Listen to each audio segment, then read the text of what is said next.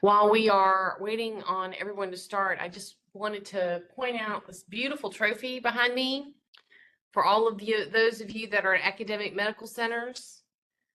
One lucky team, one hardworking team will be taking this home with them, likely at ACG. So whoever takes the top honors as the medical academic university team in the wellness event, there will be a trophy this year. Not to mention, we do have a plaque in our office that will have the name of the winners for the academic institution as well. So just want to let you guys know it's been a close race with all of the academic institutions, and we appreciate all of your energy in our wellness event this year. So, all right.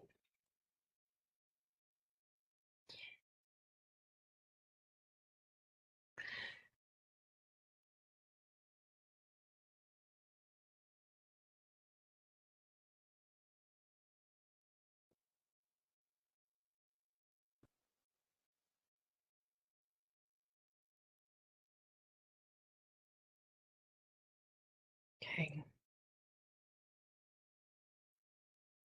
All right. Well, we will go ahead and get started. I know that this calendar invite shows an hour and a half, but like Monday, we only anticipate for this to be about 45 minutes to an hour. And we do thank you for joining us and being a part of the Journal Club. This is the first year that IFFGD has hosted a Journal Club as part of the wellness event. And so we're really, really excited about it and excited about the participation we've had from the group. So like Monday, we are going to go over an article today.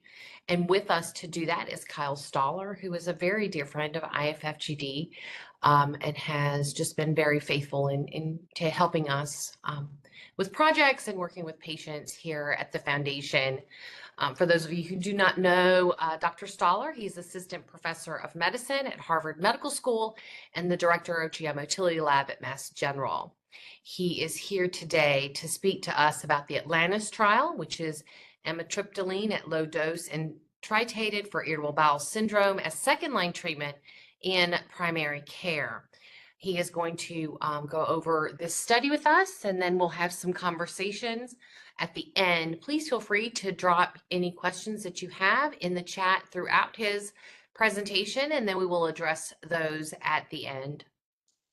Thank you, Kyle. Cecile, thank you so much. It's really an honor to be here representing the IFFGD, an organization that's meant so much to me sort of through my evolution as a neurogastroenterologist, and really excited to talk about this particular trial, which is the Atlantis trial. These are my disclosures, which you can see here. None of them are particularly relevant for today's talk. So I think for many people on the call here, they don't really need an introduction as to what IBS is, but of course, many of you and all of you likely know it's a chronic disorder of gut-brain interaction characterized by abdominal pain associated with altered bowel habits. And these are common. Disorders like this affect 1 in 4 people in the US, UK, Canada, and IBS occurs in about 4.6% of US adults, likely more if we use a little bit less stringent criteria. We know this is a disease that happens to be more common in women than in men. And it tends to be less common after midlife, although I would say it's really less commonly diagnosed after midlife, although still persists. And despite its real high prevalence, many clinicians have limited awareness of how much symptoms affect their patients' lives. What is this? What are the official criteria here? Well, these are the Rome 4 criteria. And these were set out by the Rome Foundation to really define this, and these have evolved over the years. And these are the most recent form where you have recurrent abdominal pain occurring with some degree of chronicity, at least 1 day per week, in the last 3 months, associated with a change in the frequency or form of stool and an association with defecation. And these symptoms have to have been fulfilled for the last 3 months and the onset for at least 6 months prior, indicating that this is really a chronic disease, and there are no alarm symptoms that suggest something else is going on. Now, we can subtype IBS by predominant stool pattern. And you can see those with a firm stool, Bristol types 1 and 2, are considered IBS with constipation if they have those more than 25% of the time. Those with looser stools, 6 and 7, more than 25% of the time, meet criteria for IBS-D or IBS with diarrhea. And if you're unlucky enough to have both 25% of hard and loose stools, then you have IBS mixed subtype or IBS-M, which really there are not a lot of treatment options for. Now, IBS exists really in a continuity with both functional constipation and functional diarrhea. And what these are really altered bowel habits without the abdominal pain. Although in many cases, I think this distinction between IBS and functional constipation or functional diarrhea is really artificial because many patients really exist on a spectrum. And on one day, they may have very pain predominant symptoms, but on other days, they may be more just constipated or having diarrhea. So in reality, people can slide back and forth on this spectrum here with pain. And so I think it's a bit artificial to really separate them because many patients who now meet criteria for functional constipation or diarrhea really could benefit from some of the same treatments that are out there for IBS. Now, one thing that I see as a clinician taking care of many IBS patients is a real fear that IBS represents something that we're missing. And so concern that you might die from the symptoms of IBS is really a concern that patients have. And it's not that they think that IBS is going to kill them, but it's really that maybe we're missing something. And you can understand why they feel that way because often we are guilty as providers of sending patients for multiple tests to sort of say, well, this is what you do not have. And then finally say, well, you just have IBS. And this was a study that we did in Sweden of more than 45,000 individuals with IBS. And we really saw no association between IBS and mortality and no association between IBS and mortality from cancer specifically either. And the key here is to say that these are not, clinical trial IBS patients who have been very well phenotyped, right? These are patients where a primary care physician primarily has made a diagnosis of IBS and then subsequently over follow-up, even if that diagnosis were to change because maybe we got it wrong, there was no increased risk of mortality, which is important for us to say because it gives us time to make a positive diagnosis and really to focus on more effective treatment options. Now, IBS might not kill you, but it might make you want to die. Many patients require 4 years to get a confident diagnosis as to what they actually have. And it really has significant impacts on quality of life. And in some ways, those are variable depending on the type of bowel habits you have. For those with diarrhea, you're afraid of leaving home. You're looking for places that always have a bathroom. For those with constipation, you're dealing with bloating, body image disturbance, avoidance of sex, difficulty concentrating because of discomfort. We know that IBS leads to decreased or increased absenteeism from work and school. And at the same time, there's an economic argument why we should care about IBS because really the patients seeking care for IBS have a real disproportionate impact on our healthcare resource utilization. Now, when I think about how I might treat patients with IBS, I often focus on predominant symptoms.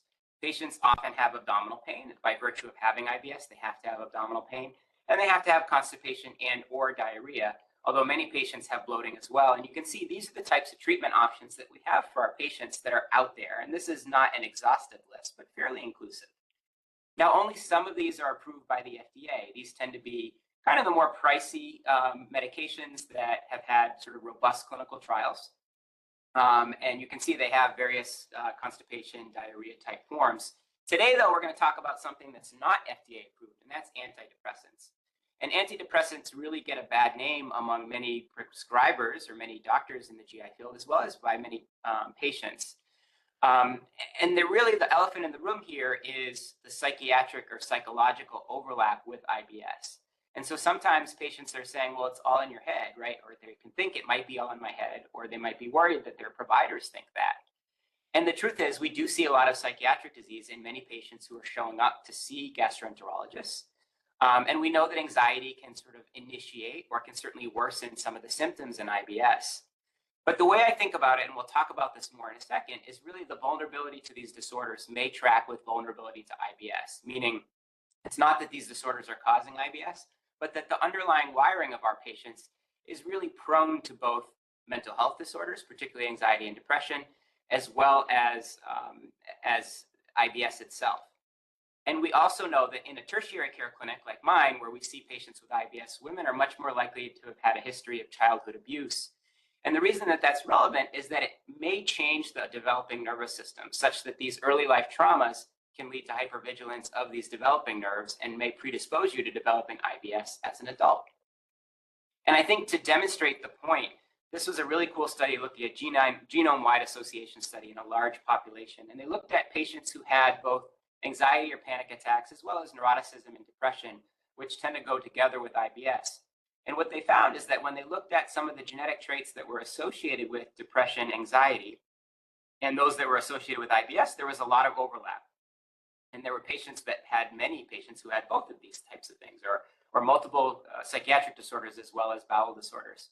But then when they looked at people who only had IBS or only had psychiatric disorders, they didn't have the other thing. They also shared some of the same genetic traits, which really tells me that these patients, as I said before, are likely wired for trouble, right? They are wired to be at risk for both IBS and anxiety and depression, but these are not the types of things that are going to be causing their symptoms.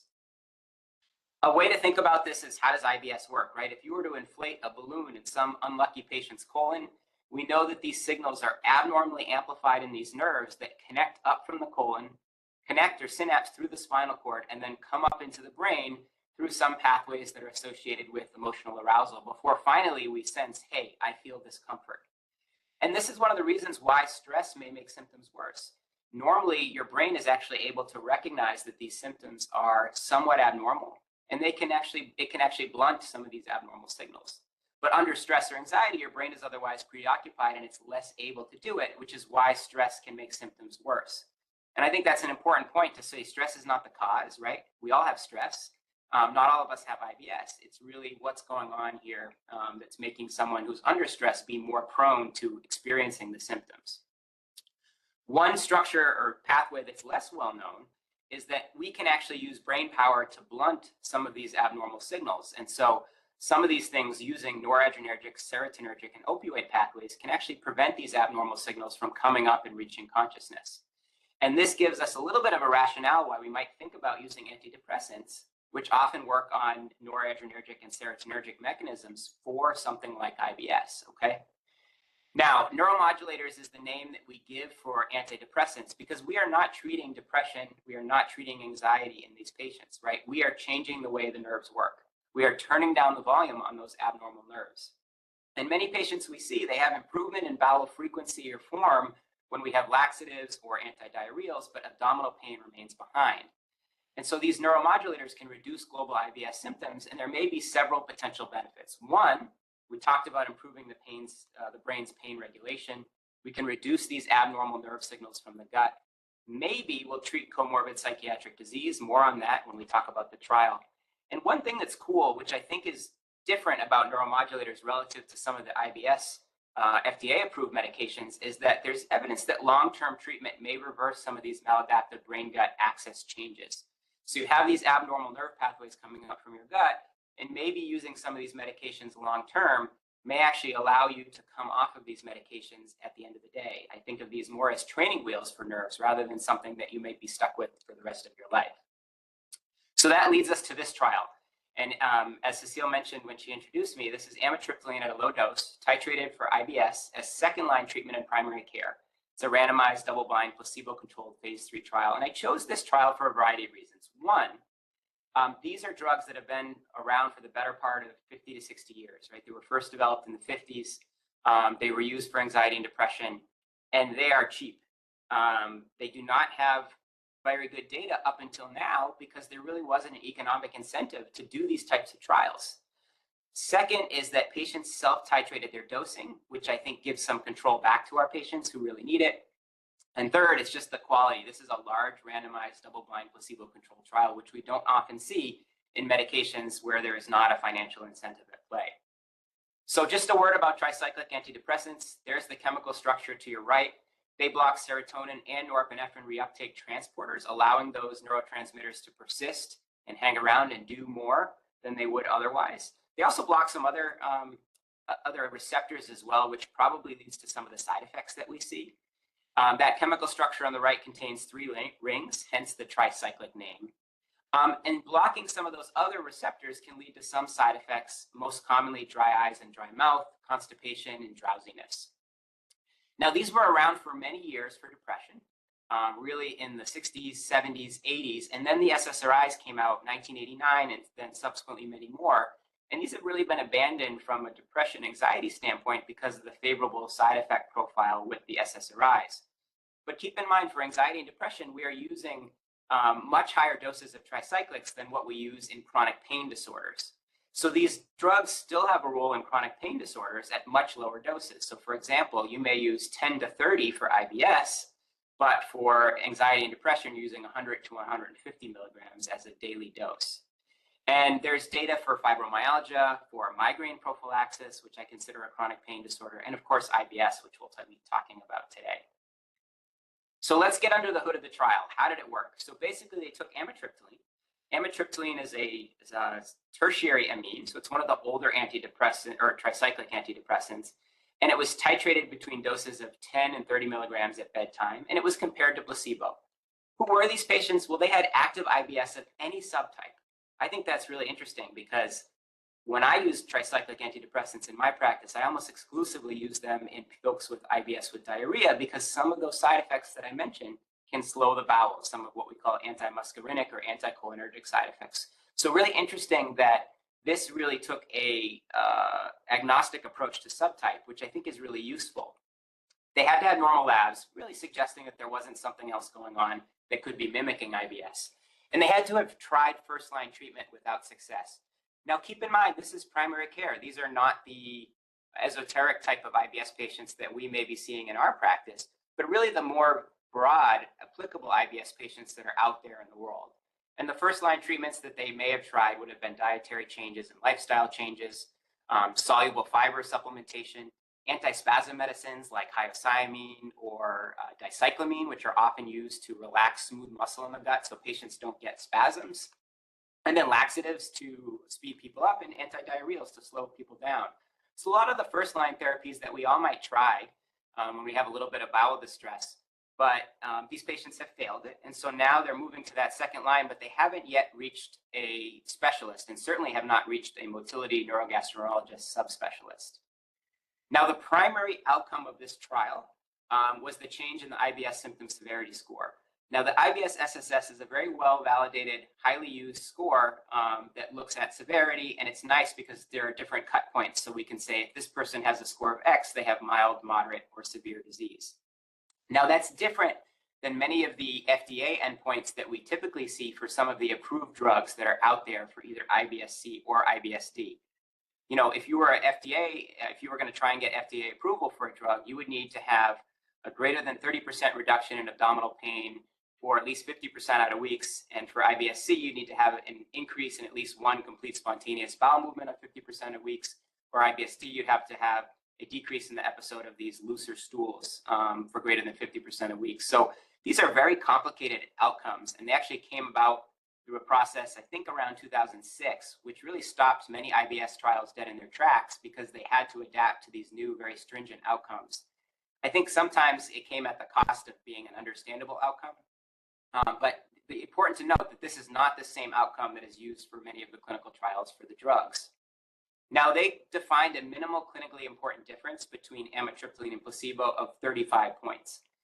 Keep in mind, we think an overall change of about 50 points in the IBS symptom severity score is clinically relevant. So a difference between amitriptyline and placebo of 35 was based on an earlier cognitive behavioral therapy trial. One issue with doing drug trials in IBS is there's an extremely high placebo response. In fact, Tony Lembo and his group at Beth Israel actually did a study where they gave people placebo and knowingly told them they had placebo with IBS, and they still saw a very robust response, a placebo response here. So that can make it very difficult to do any drug trials in IBS because you have such a high placebo response. So the bar is much higher to differentiate yourself from that placebo response. Secondary outcomes may look a little bit more familiar to you. So subjective global assessment at 6 months. Another reason I chose this trial was that it lasted for 6 months. Keep in mind that most pharmacotherapy drug company pharmaceutical trials, they last for 12 weeks. But we all know that IBS is a chronic, relapsing, remitting disease that lasts a lifetime for many people. And so they actually followed these patients for 12 months total, but their primary outcome was at 6 months. So this is an enormously powerful study in that we are following people for a long time, both from a side effects and a benefits perspective. Now, they also looked at the change in the IBS symptom severity score at 3 and 12 months, as well as subjective global assessments at those time points as well. Now, this is an antidepressant, right? I would call it a neuromodulator, and most people in our field would, but they were curious whether anxiety and depression may be affected here. And the reason is that some people have argued that antidepressants work in IBS, not because they're changing the IBS symptoms, but because they're making people less depressed and less anxious, and therefore they don't care about their IBS. So it's a really interesting secondary outcome.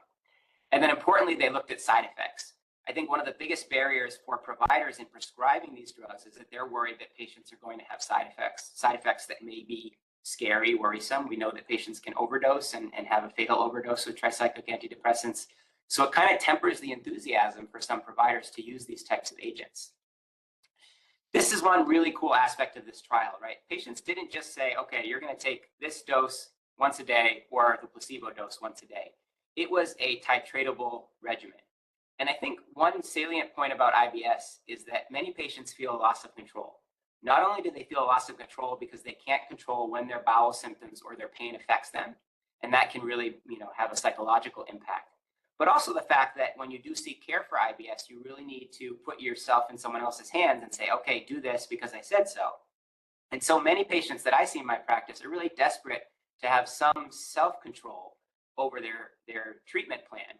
And in some ways, that's one of the reasons why I think dietary treatment has been so popular is not only are people interested in avoiding potentially using medications, but they also really like that idea of control. So here is a trial that allows both pharmacologic therapy and control, because a patient will take the medicine, and if they're not doing well, and they don't have any side effects, then they would increase their dose by 1 tablet a day. So if you're on 10 milligrams, you would go up to 20 milligrams. If you're on 20, you'd go up to a max of 30. But if you were having side effects and they bothered you, you could make that decision to step down and drop in to take one dose, a lower dose. And if you were down to 10 milligrams and you wanted to step down further, you could actually take 1 tablet every other day. And in fact, since I've seen this trial, I've been considering using it in my clinic, this type of model, because it allows patients to really make the adjustments themselves and change things at their own speed. Well, now looking at the results, they screened a huge number, over 15,000 of people, or sent letters to them through general practitioner or GP practices, and ultimately registered 525 people and randomized 463 people.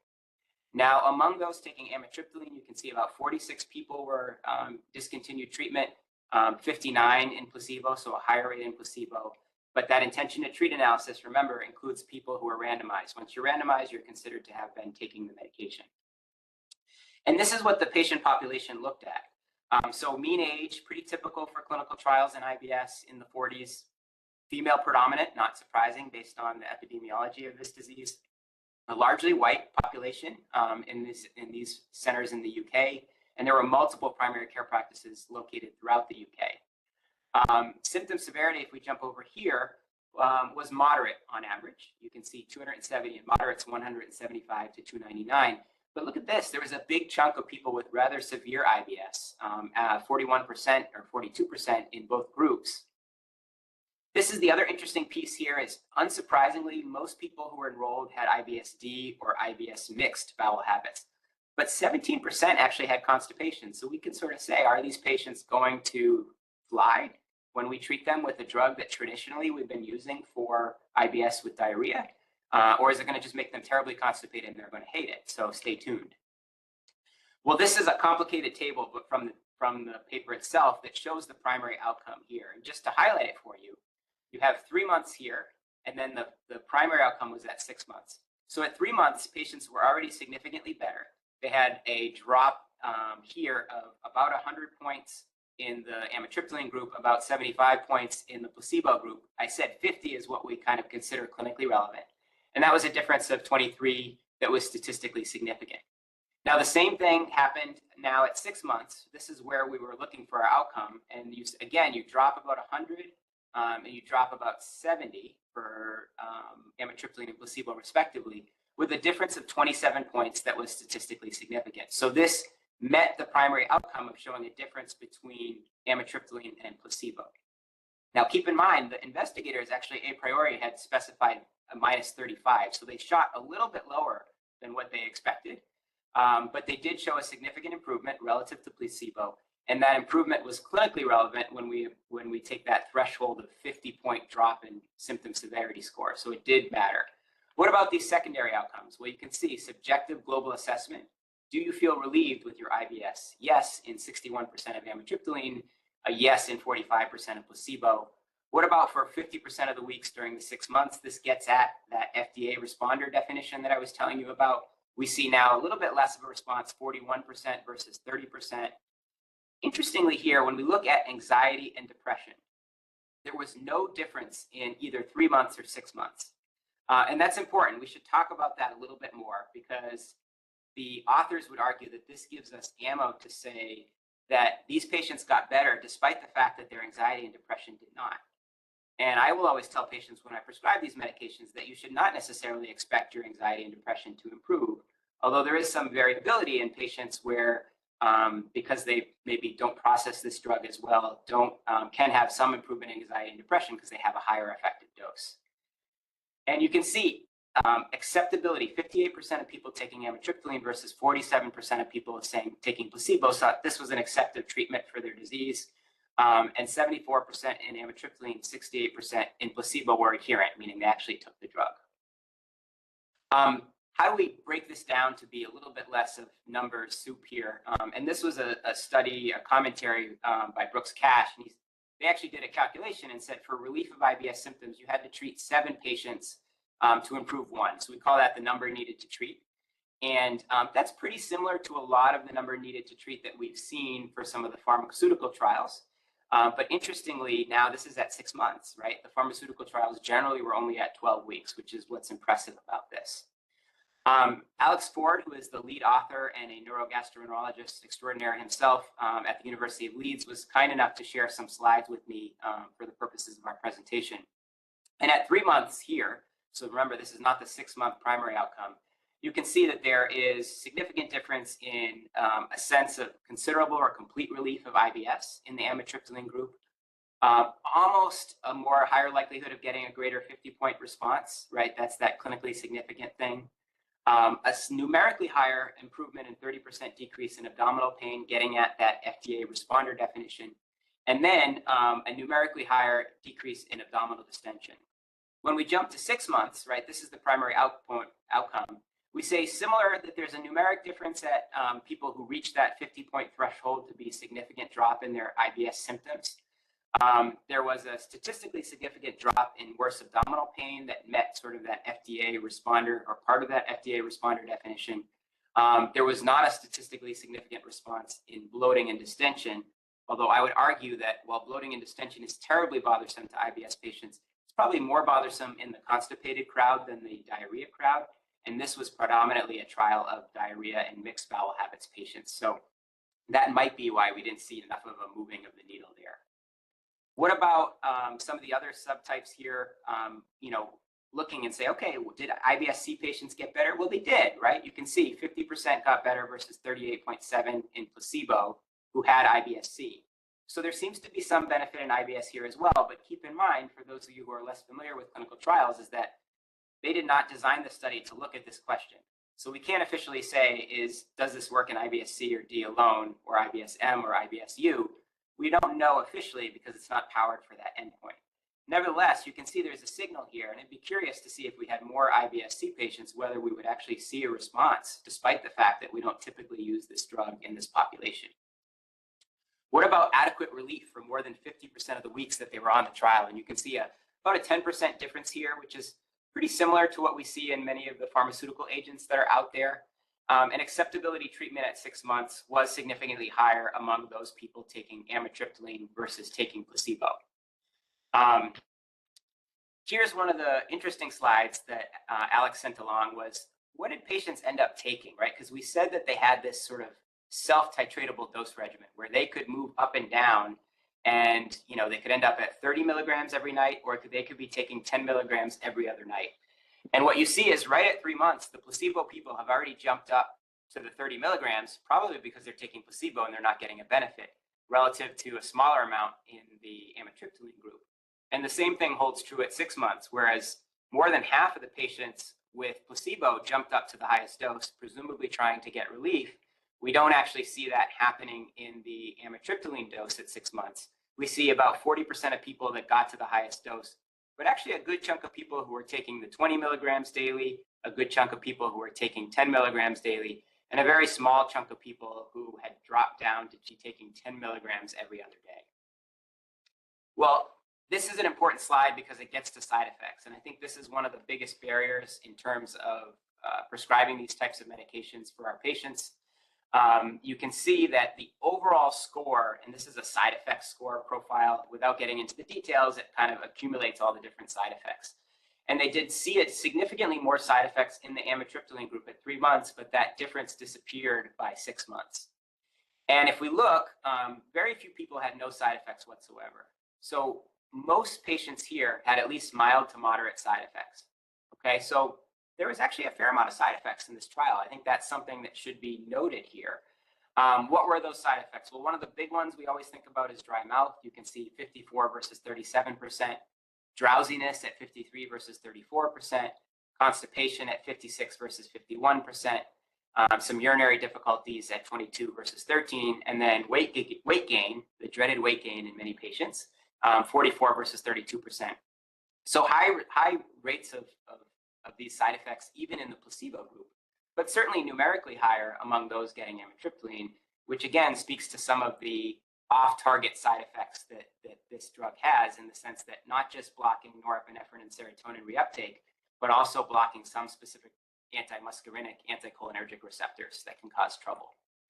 I think this is really where we should focus, though, at side effects, is that how many people dropped out of the study and stopped taking the drug? Well, it was actually more people in the placebo group, 59, relative to the amitriptyline group, 46.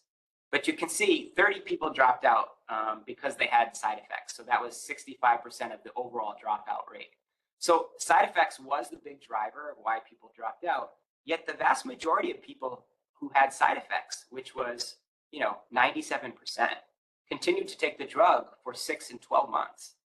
So I think there is a risk benefit that we think about, right? Is that we don't want the side effects, we don't want the drug to be worse than the cure, or worse than the disease, I should say. And in this case, the side effects were mild enough that patients really felt that there was a benefit there to taking this medication.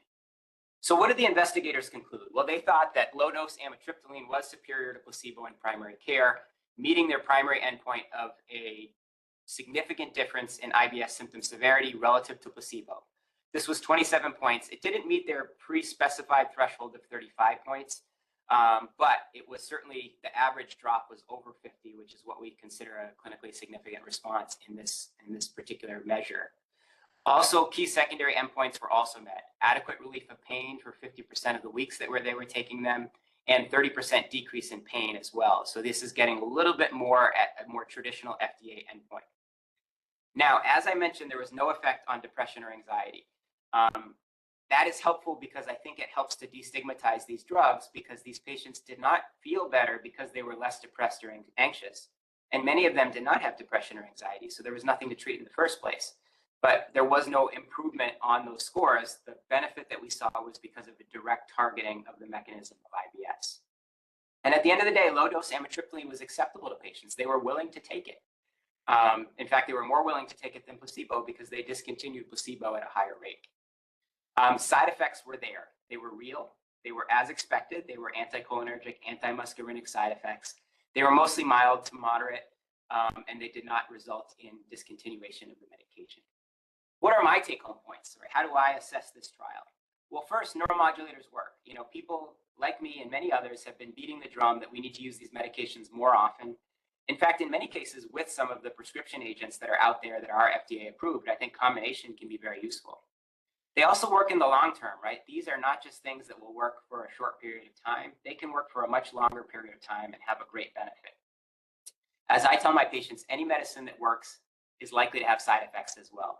And these medications were certainly no exception. They had quite a few side effects, but participants stayed on treatment. They voted with their feet despite these side effects. Can we extrapolate these results to other tricyclic antidepressants, right? I mentioned that amitriptyline, as well as the first tricyclic antidepressant, which was imipramine, were both what we call tertiary amines, meaning they're a little bit older, they have a little bit more side effects because they hit some of these receptors that cause the side effects. Nortriptyline and desipramine are secondary amines, and they are much better tolerated. And talking to Alex Ford, one of the considerations for using this as opposed to nortriptyline was that they were looking at a primary care practice in the UK. In the UK, amitriptyline is quite cheap, nortriptyline is more expensive and a little bit less accessible. Number two, many of the general practitioners, what we would call primary care docs here in the US, had a lot of familiarity with using this medication. They used it for sleep, they used it for other chronic pain conditions, and so it was not a stretch to say, hey, try using it in your IBS patients. But what I would say is that in the US, where nortriptyline and desipramine are generally as cheap as amitriptyline and likely better tolerated, we can probably extrapolate these results to say, hey, they will be effective in your IBS patients, and maybe with fewer side effects than what we saw in this trial. So I think really exciting overall. But at the end of the day, if you are a provider, convincing your patient that a neuromodulator, which they are going to know is an antidepressant, is going to be helpful is really a matter of convincing them about how IBS works. So you need that time to explain it. So how do I explain IBS? Well, I say there is this idea of visceral hypersensitivity. The idea is that normal gut sensations are improperly amplified in the peripheral and the central nervous system on their way to the brain. So those signals get upregulated. And often we have an abnormal response to normal stuff that's happening, right? All of us have peristalsis in our gut right now.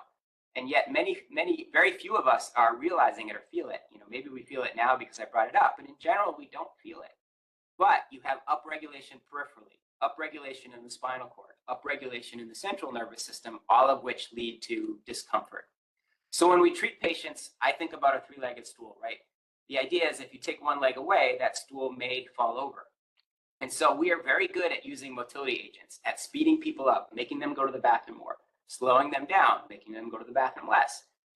If you have both things, we're not very good at that. But that is one leg of the stool that we probably do too well, right? We need to think about other things. Dietary changes, we know the low FODMAP diet, the gluten-free diet, the NICE diet, which is traditional dietary advice, which is endorsed in the UK, can be effective among people with IBS. And patients are certainly clamoring for these types of dietary options. But the final theme here is that we need to leverage this brain-gut connection. And the idea here is that you could use neuromodulators like amitriptyline, which we discussed today, but also brain-gut behavioral therapies like cognitive behavioral therapy and gut hypnotherapy to turn down the volume on these abnormal nerves. All of these are things that can be very effective, especially when we're dealing with someone who has moderate disease or severe disease that's really affecting their quality of life. As with anything in this field, is that we need to take the time to explain to our patients why we think that they have IBS and we're not worried about other diseases.